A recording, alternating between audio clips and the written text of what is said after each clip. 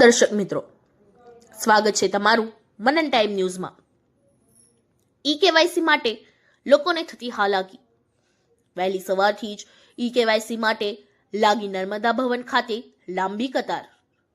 ઈ-કેવાયસી માટે ઘણા સમયથી લોકો થઈ રહ્યા છે હેરાન પરેશાન। 5 દિવસથી લોકો ખાઈ રહ્યા છે ધક્કા। ઈ-કેવાયસી માટે 9 વાગ્યાની જગ્યાએ 11 વાગે આવે છે સ્ટાફ, તેવા પ્રજાના આક્ષેપ। ઈ-કેવાયસીની જાણકારી આપવા આ સમર્થ અધિકારી। મીડિયાએ લોકોને પડતી હાલાકીનો પ્રશ્ન પૂછતા મીડિયાના માઇકને ધક્કે ચડાવતા અધિકારી। કોઈ પણ પ્રકારની વ્યવસ્થા તંત્ર દ્વારા કરવામાં આવતી નથી, પ્રજાનો આક્ષેપ।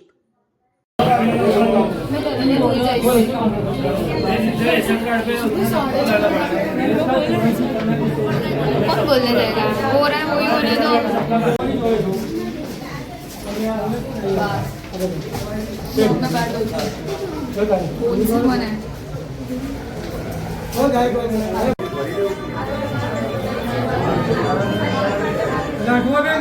कौन है?